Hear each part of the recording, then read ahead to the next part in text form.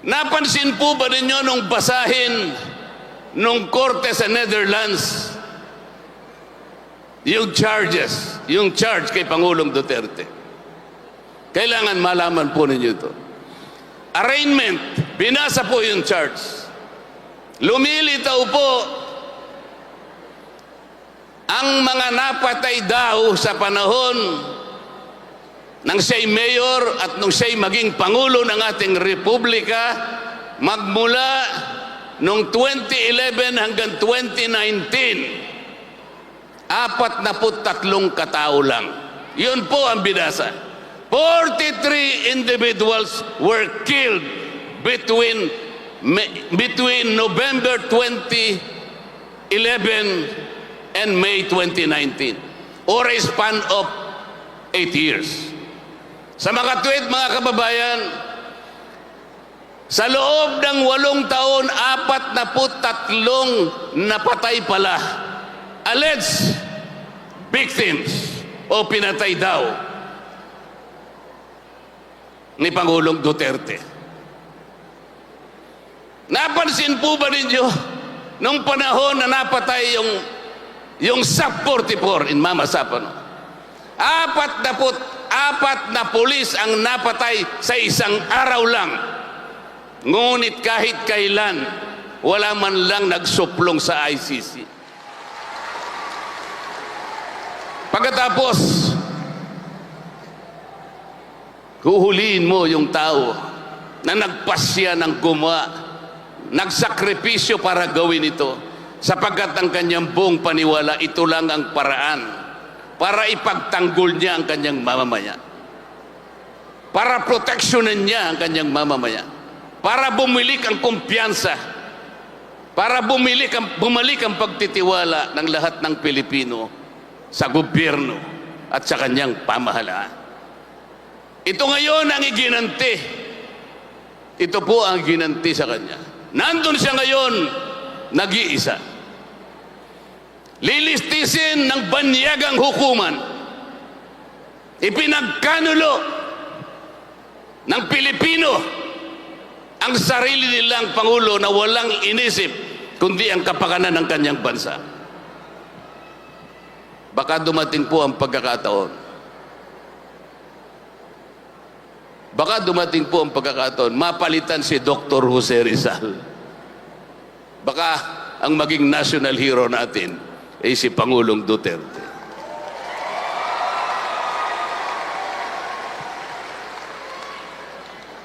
Ano po ang gagawin natin? Nasa ating kamay kung paano po natin mapaglalabanan ang napakalaking hamon na hinaharap ng ating bansa. Maraming salamat po, Governor Nina Richie Henares. Sa lahat po ng mga leaders ng lalawigan ng Rizal na nandito ngayon, na isa-isa pong ipinakilala ng ating butihing gobernador, pati po yung mga kumakandidato, lalong-lalo na po sa 4 na distrito ng Rizal na ipinakilala rin. Ako po'y tuwang-tuwa sapagkat pati po ang mga incumbent mayors, 13 munisipyo ng lalawigan ng Rizal at isang syudad ay presente po silang lahat sa hapong ito. Isang tao lamang po ang makagagawa noon para mapadala mo complete attendance ang 13 mayors ng mga bayan at isang syudad dito sa buong lalawigan ng Rizal. Mangangailangan ka po ng isang living legend para magawa mo yan. Governor Ito Henares, ang akin pong kaibigan. Maraming salamat din sa iyo, kaibigang Senatorial Board Jimmy Bondoc, sa pagbibigay mo ng kasiyahan sa ating mga nagluluksang kababayan dito sa lalawigan ng Rizal. Ang totoo po, lahat po tayo'y nalulungkot sa bilis ng mga pangyayari na naganap sa ating bayan. Bigla na lang pong hinuli ang ating dating Pangulo at ang kanyang pagkakahuli hanggang ngayon ay hindi po maliwanag at hindi po ipinapaliwanag ng pamahalaan. Ang sabi po nila ay nag-issue ng warrant of arrest ang ICC. Ito po yung International Criminal Court. At ang sabi po ng pamahalaan, ginawa lang nila ang kanilang tungkulin, ang kanilang obligasyon sa Interpol. At sinerve po ang warrant sa dating Pangulong Rodrigo Duterte. Ngunit, mapapansin po ninyo, hindi man lang po natin nakilala kung sino yung representative ng Interpol na nag-serve ng warrant of arrest. Ang tanging nagsasalita lamang po doon na nakita natin ay yung isang General Torre at yung kanilang tagapagsalita. Wala po yung representative ng Interpol. Paano mangyayari na isa-serve mo ang warrant of arrest na kinors ng ICC sa Interpol kung wala yung mismong representative ng Interpol na magsaserve ng warrant? Kailangan malaman po ninyo na ang local representative ng Interpol dito sa ating bansa ay yung tinatawag na PCTC. Ito po yung Philippine Center on Transnational Crimes. Bakit wala po yung executive director ng PCTC na siya dapat ang personal na nag-serve ng warrant of arrest? Ang nag-serve po ay yung General Torre na wala pong karapatang gumawa ng bagay na yon. Ang dapat po na gumawa nun ay yung representative ng Interpol na hanggang ngayon ay hindi pinapaliwanag ng pamahalaan. Ang bumasa ng Miranda rights, yung Miranda rights po ay pangkaraniwan yung naririnig pag nanonood kayo ng mga nobela sa TV. You have the right to remain silent, you have blah blah blah. Anything that you will say will be utilized against you in any courts of law. You have the right to engage your own counsel. Yun po yung Miranda rights. Ang nagbasa noon ay si General Torre. Hindi siya ang representative ng Interpol sa ating bansa. Bakit po ganun ang proseso? Nakalagay po sa tuntunin ng ICC na kapag ka ang mamamayan ng isang estadong katulad natin ay hinuli ng Interpol, kaagad siyang ilalagay sa harap ng isang competent judicial authority dito sa bansa na kung saan siya naninirahan. Ang ibig sabihin nun, kung dinakip si Pangulong Duterte, dapat siya ay dinala sa harap ng hukuman sa Pasay City sapagkat doon naglanding ang kanyang eroplano. Saan dinala ang Pangulong Duterte? Dinala po sa Villamor Air Base. Ito po ang mga prosesong mali at hindi na po nasunod ang patakaran mismo ng ICC. Ang sabi po sa tuntunin ng ICC, kailangan dumaan sa proseso ng domestic state. Yun nga, kailangan kilalanin, kailangan i-determina kung yung warrant of arrest ay applicable. Kung yung warrant of arrest ay na-issue ng tama. Lahat po ito'y kinakailangang may isaayos. At kung walang nalabag at kung nirespeto ang karapatan ng taong inaresto. Lahat po ito ay hindi nagkaroon ng determination sapagkat hindi dinala si Pangulong Duterte sa isang competent judicial authority. Dapat dinala siya sa pinakamalapit na RTC ng Pasay City, Regional Trial Court. Yun po yung dapat. Dinala po siya sa Villamor Air Base. Ang ibig sabihin po noon ay wala na pong bibigay na karapatan sa kanya anuman. Kailangan na siyang dalhin kaagad doon sa Netherlands. Nasaan po ang katuwiran? Nasaan po ang pamantayan ng batas na sinusunod kahit na sa ICC? Kapag ako po'y nagsasalita sa House of Representatives at binabanggit ko ang lahat ng mali nila, para bang ako'y kaaway na nilang lahat. Noon pong ang budget ng Vice President ay sinusuri, sinabi ko sa kanila hindi ganyan ang paraan. Titinutuwid ko at sinasabi ko sa kanila ang paraan. Pero ang nangyari, itinuring po nila akong kalaban. Ang sabi ko, hindi naman tayo ang dapat magsuri, mag-audit kung paano ginamit yung confidential funds ng Vice President. Meron po tayong Commission on Audit. Kahit kailan ay hindi naging katungkulan ng House of Representatives na kami ang mag-audit. Commission on Audit lang. Ang sabi ko sa kanila, hindi ninyo ginagawa ito dahil sa sinasabi ninyong inquiry in aid of legislation. Hindi po. Sinasabi ko sa kanila, gagamitin nyo lamang ito para i-impeach ninyo ang Vice President. Ito po'y nangyari noong Oktubre 2024. Nangyari po ang hindi dapat mangyari. Totoo, in-impeach nila ang Vice President at ginamit nila yung di umano ay hindi dapat o hindi tamang paglustay daw ng pera ng ating bayan. Ang proseso ay hindi sinunod, ang batayan ay hindi sinunod. Pero sinabi ko na as early as October 2024, ginagawa nyo lamang yan not in aid of legislation, but you are mining for evidence because you want to impeach the Vice President.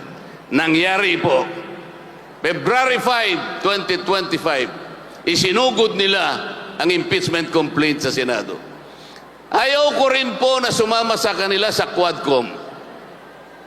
Yung Quadcom ay 4 na hiwalay na komite na ginawang isa.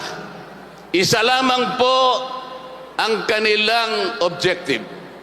Sabi ko rin sa kanila, ayaw kong sumama dyan. Sapagkat ang gagawin ninyo ay hindi in aid of legislation. Yung in aid of legislation po ay pagtawag ng mga ilang tao na harap sa mga komite para tulungan ang House of Representatives na makagawa ng panukalang batas. Yun po dapat ang tuntunin.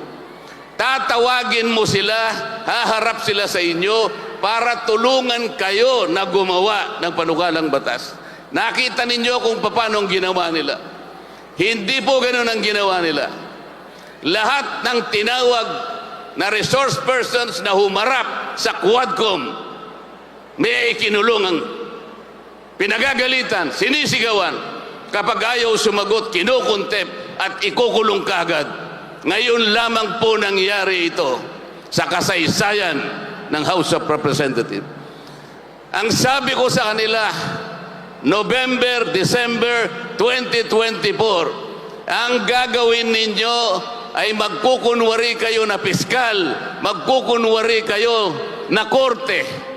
Kukuha kayo ng ebidensya para ipakulong ninyo ang Pangulong Duterte. You will persecute and prosecute the former President of the Republic. Nagalit po silang lahat sa akin. Pero nangyari po, eto na po, nahuli nila, they abducted the former President.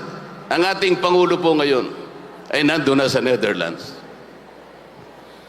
Isang napakalangkot na tagpo ng ating Republika ang nangyari.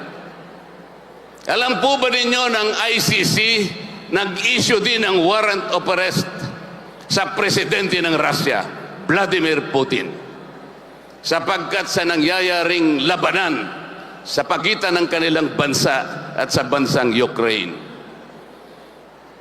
Pero walang isa mang Ruso, walang isa mang mamamayan ng Russia ang nagtaguyod o nag-serve ng warrant kay President Vladimir Putin. Meron din pong inisyu na warrant of arrest ang ICC sa presidente ng Israel, Benjamin Netanyahu, dahil sa kanilang tigmaan dyan sa panig ng Palestina. Meron po ba na isa mang Israelite o mamamayan ng Israel na napakasangkapan para ulihin ang kanilang presidente? Wala po. Hindi nangyari sa Russia, hindi nangyari sa Israel. Sa ating bansa, Pilipino mismo ang nag-cooperate kahit walang basihan, kahit walang batayan. Ang ating bansa ngayon ay pinagtatawanan ng buong mundo. Wala pong jurisdiction ng ICC. Walang jurisdiction. Bakit po? Ito po yung ayaw nilang ipaliwanag sa inyo. Ito po yung itinatago nila sa inyo. Tayo po ay nag-withdraw sa Rome Statute Marso 2018. Sa tuntunin po ng ICC, kailangan po ay meron pang 1 taon bago magkaroon ng effectivity yung withdrawal. Sa makatwid, March 2019, effective na po yung withdrawal sapagkat 1 taon na po ang nakaraan. Ang pagkakamali po ng prosecutor ng ICC, nung siya'y humingi ng authorization, lagpas na po, effective na po yung withdrawal. Ito po yung ayaw nilang aminin. Hindi na kailanman dapat nag-cooperate ang pamahalaan sapagkat effective na yung withdrawal ng ating bansa sa pamamahala ng ICC. Bakit nagpakasangkapan ng ating bansa? Dahil po sa politika lang. Dahil lang sa politika. Kagaya po nung sinabi ni Ms. Cathy Binag kanina, maaari pong nagkaroon ng collateral damage nung isulong ng Pangulong Duterte ang kanyang programa laban sa droga. Bilang isang presidente, yun ang kanyang layunin. Iligtas niya yung kanyang mamamayan sa nakikita niyang panganib ng paggamit, malawak ang paggamit ng droga. Iniisip niya ang kanyang mamamayan, ang mga pamilyang nasisira, ang krimen na lumalaganap, ang katahimikan ay nakokompromiso sapagkat gusto niyang bakahin ang problema at ang mga biktima na masasangkot dito sa paggamit ng droga. Yun ang kanyang layunin. It was a legitimate government program. It was never questioned by any agency of government during his term. Ang totoo po, wala ni isa man na nagdemanda sa kanya. Nung panahon na siya'y nakaupo, at lahat ng ahensya ng gobyerno binigyan ng budget yung kanyang programa kontra droga. Napansin po ba ninyo nung basahin nung korte sa Netherlands yung charge kay Pangulong Duterte? Kailangan malaman po ninyo ito. Arraignment, binasa po yung charge. Lumilitaw po ang mga napatay daw sa panahon nang siya'y mayor at nung siya'y maging pangulo ng ating republika magmula noong 2011 hanggang 2019, 43 katao lang. Yun po ang binasa. 43 individuals were killed between November 2011 and May 2019, or a span of 8 years. Sa makatwid, mga kababayan, Sa loob ng 8 taon, 43 napatay pala. Alleged victims o pinatay daw ni Pangulong Duterte. Napansin po ba ninyo nung panahon na napatay yung SAP-44 in Mama Sapano? 44 na pulis ang napatay sa isang araw lang. Ngunit kahit kailan, wala man lang nagsuplong sa ICC. Isang araw, 44 ang namatay. Ito binasahan ng demandang Pangulong Duterte, 43 daw ang napatay sa loob ng 8 taon. At ang tawag doon sa krimen na kanyang nagawa raw, crime against humanity of murder. Nasaan po ang katuwiran? Nagluluksa ang karamihan, kung hindi man lahat ng Pilipino. Dito sa Rizal, tayong Rizalenyo, alam ko po, nagbabaga ang inyong kalooban. Marami pong umiiyak, maraming nagdaramdam. Umabot sa ganito ang kalagayan ng ating bansa. Nasaan yung pangako? Nasaan yung pangako nung nakarang eleksyon? Lahat ng tumakbo nung nakarang eleksyon sa banner ng pagkakaisa, ang sabi pa nila noon, dinig na dinig ko sapagkat kasama po nila ako nung nakarang eleksyon. Darating ang panahon, sabi dun sa aming rally noon, haharap tayo sa buong mundo. Taas noo! Governor Nina, tama lang yung sinabi mo kanina. Napakagandang slogan. Taas noo ang Rizal. Pero ngayon, malampong malungkot ang Rizal. Nakayuko ang Rizal sapagkat nahihiya tayo sa nangyari. Yung leader namin nung nakarang eleksyon, sabi niya, haharap tayo sa mundo ng taas noo. Babangon tayo, sama-sama tayong babangong muli.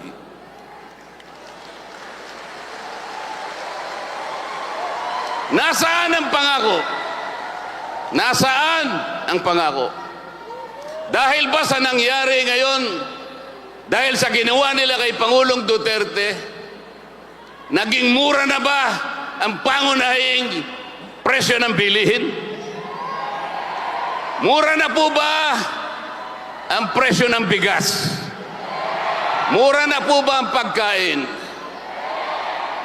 Mura po ba ang kuryente sa ating bansa? Payapa po ba ang ating bansa? Hindi na po ba kayo natatakot maglagat ngayong gabi? Sapagkat napakatahimik na ng paligid. Wala na po ba ang mga kriminal ngayon? Bibigyan ko po kayo ng isang mabuting halimbawa kung ano ang kabutihan na nagawa ng drug battle ni Pangulong Duterte. Yung kahabaan po ng Commonwealth Avenue, magsimula ka sa Pilcoa hanggang sa katapusan ng Fairview. Ilang barangay po ang dadaanan mo dyan? Kung di po ako nagkakamali, 7 hanggang 9 na barangay. Nung wala pa po yung kampanya kontra droga, between 35 to 40 incidents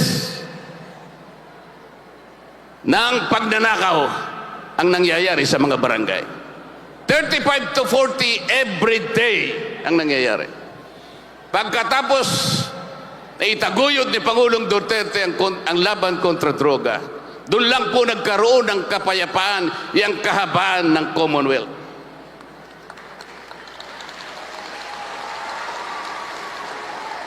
Pagkatapos, huhulihin mo yung tao na nagpasya ng gumawa, nagsakripisyo para gawin ito, sapagkat ang kanyang buong paniwala, ito lang ang paraan para ipagtanggol niya ang kanyang mamamayan. para proteksyonan niya ang kanyang mamamayan, para bumalik ang kumpiyansa, para bumalik ang pagtitiwala ng lahat ng Pilipino sa gobyerno at sa kanyang pamahalaan. Ito ngayon ang iginanti. Ito po ang ginanti sa kanya. Nandun siya ngayon, nag-iisa.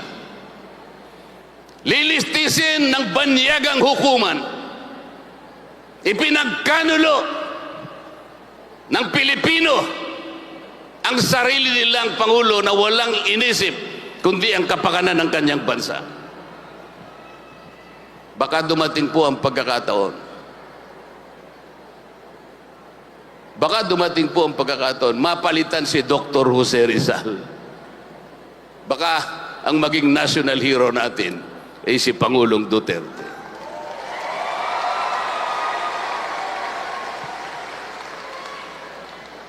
Ano po ang gagawin natin?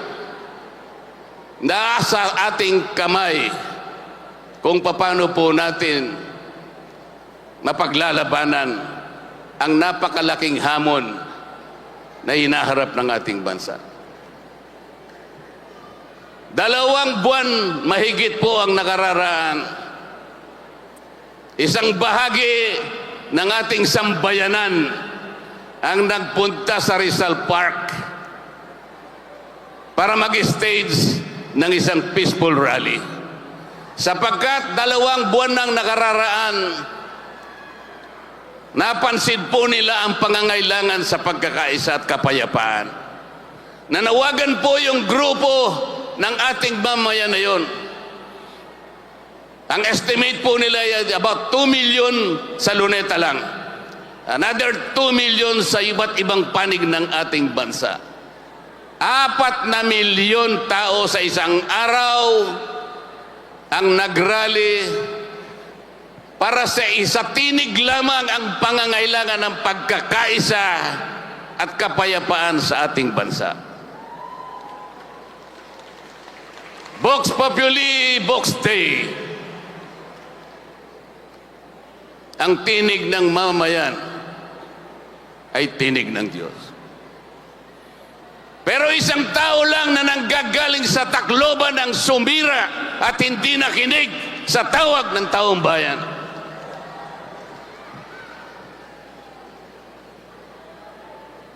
Salus Populi est Suprema Lex. Ang kapakanan, ang welfare ng bansa ay ang pangunahing batas. Nasaan ang pangako ng pagkakaisa? Nahaharap na naman tayo sa pagkakawatak-watak sa nangyaring ito. Hindi ko po alam kung sino ang advisor ng pamahalaan. Hindi ko po alam kung sino ang nag-a-advise sa kanila. Kung bakit ginawa nila ang bagay na ito. Anong bansa ang uunlad sa harap ng ganitong pangyayari? Nasa inyo pong mga kamay, mga kababayan. Magkakaroon po ng eleksyon. Sandali na lamang po. Pupunta na naman po sa inyo ang mga kandidato. Lalong-lalo na po yung kumakandidatong senador. Saan panig sila? Saan panig sila? Ano ang ipapangako nila sa inyo? Yung isang team na yon, nagsalita ba isa man sa kanila sa nangyari sa Pangulong Duterte? May narinig ba kayo sa kanila kahit isang salita lang? Bakit? Wala ba silang pakialam sa ating bansa? May isa man ba sa kanila na nagsalita tungkol sa bagay nito? Wala po. Bakit tahimik silang lahat? May nagsalita ba kung bakit napakataas, ang kahirapan ng ating bansa ay halos igupo na lahat ang pag-asa ng mamamayan? Anong masasabi nila? Nagsalita ba sila? Yung taas ng kuryente na binabalikat ng bawat Pilipino, meron ba nagsasalita sa kanila? Pagkatapos pupunta sila sa inyo. Pupunta sila sa inyong lahat. May daladalang ayuda. Dito po, ako po'y natutuwa kahit wala pong ayuda. Napakarami po ng tao na dumalo. Sila po hindi makakagawa ng ganito. Wala silang malilikom na ganito karaming mamamayan kapag hindi sila nagbigay ng ayuda. Ayuda lang kaya sila nakakakuha ng mga taong kunwari ay makikinig sa kanila.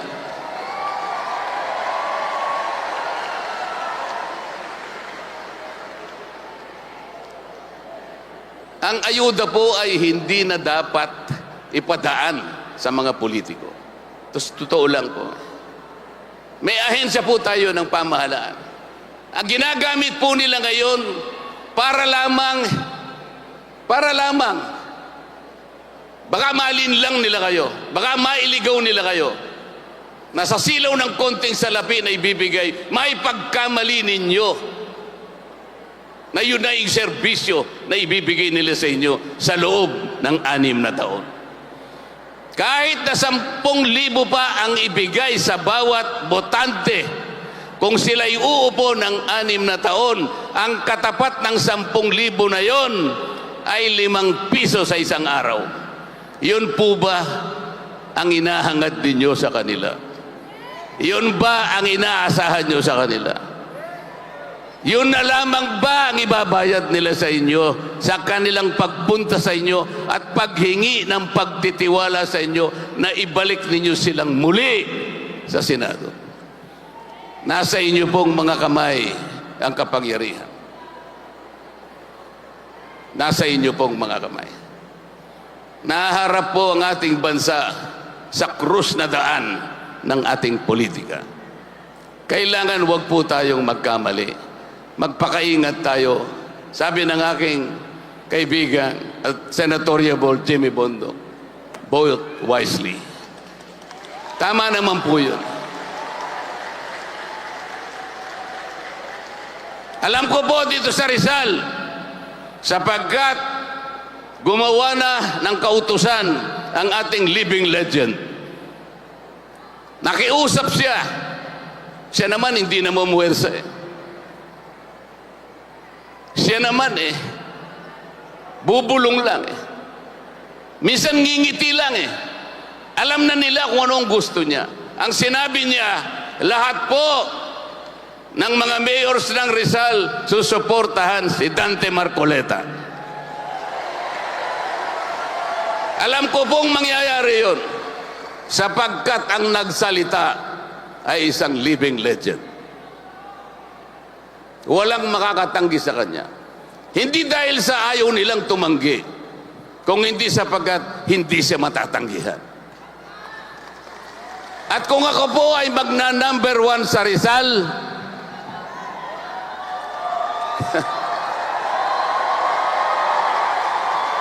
gawin niyo pong number 11 si Jimmy Bondoc. Mga kababayan, wala po kaming may babayan sa inyo sa pagdalo ninyo rito.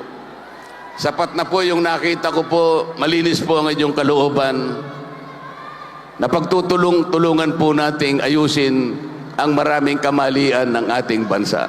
Hindi pa po huli ang lahat. Ang Pilipinas po, ang mamamayang Pilipino po ay patuloy na nananalig sa Diyos. Tayo po ay bansa na payapa. Hindi tayo papayag na maging ganito ang ating kapalaran. Ang ating bansa ay isang bansang pinagpala. Maraming salamat po sa inyong lahat. Mabuhay po tayong lahat. Pagpalain ng Diyos ang ating bansa.